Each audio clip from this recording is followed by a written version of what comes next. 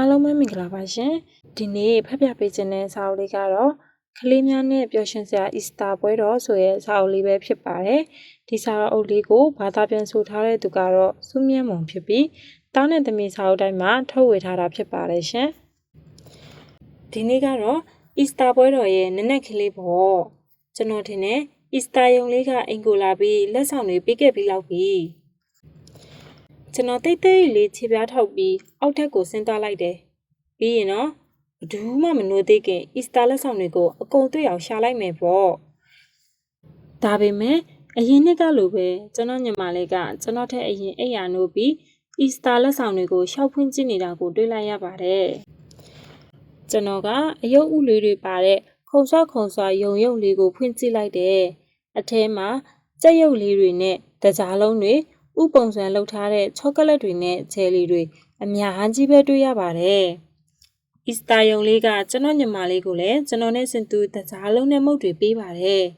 ။အခုလိုညီညီမြမြလက်ဆောင်တွေပေးထားတော့ကျွန်တော်တို့မောင်နှမနှစ်ယောက်စကားများစရာမလိုတော့ဘူးလို့ဖေဖေကပြောပါတယ်။မေမေကတော့ကျွန်တော်တို့တွေနက်နက်စာကိုစားပြီးတဲ့အချိန်ထိဒီမုတ်တွေကိုရောင်လို့တောင်လက်နဲ့မတွေ့ရဘူးလို့ပြောပါတယ်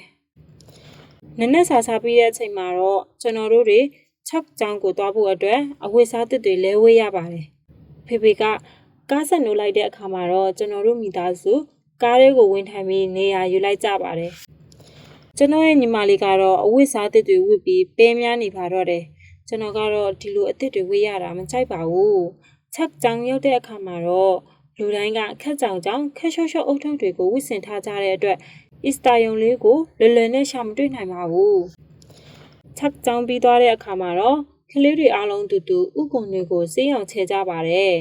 ။ကျွန်တော်ကတော့ကျွန်တော်လက်ဆွမ်းပြထားတဲ့ရောင်စုံဥတွေကသာအလှဆုံးလို့ထင်မိပါတယ်။စေးရောင်စုံဥတွေအချောက်ခံနေကြတဲ့အချိန်မှာတော့ကျွန်တော်တို့နှိမ့်လေစာပျော်ပွဲရွှင်ပွဲကြီးကိုကျင်းပကြပါတယ်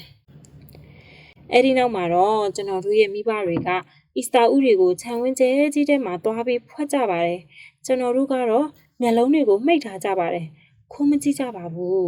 ။ဖွက်လို့ပြီးတာနဲ့ကျွန်တော်တို့အားလုံးတန်းစီလိုက်ကြပါတယ်။ပြီးတော့ကလေးတွေအားလုံးခြံဝင်းထဲကိုပြေးသွားကြပြီးအီစတာဥတွေကိုရှာပုံတော့ဖွင့်ကြပါတော့တယ်။တခါတရံအီစတာဥတစ်လုံးလေးကိုပဲကလေးတွေအများကြီးကမြင်သွားကြပြီးတိုးဝှေ့လှူကြပါတယ်။တခါတရံအီစတာဥဘေးနောက်ကနေဖြတ်ပြီးလမ်းလျှောက်သွားပေမဲ့သူများကောက်သွားပြီးမှမြင်လိုက်ရတာမျိုးလည်းရှိပါတယ်။တခါတရံမှာတော့အီစတာဥရှာမတွေ့တဲ့ကလေးတွေကိုကူညီပြီးတော့ရှာပေးဖို့လိုပါတယ်။ဒါပေမဲ့အိမ်ပြန်ချိန်ရောက်တဲ့အခါမှာတော့ကလေးတယောက်စီရဲ့လက်ထဲမှာပျော်ရွှင်နေတဲ့အီစတာဥလေးတွေရှိနေမှအသိချပါပဲ။အခုလိုအဆုံးထိနားဆင်ပေးတဲ့သူအားလုံးကိုကျေးဇူးတင်ပါတယ်ရှင်။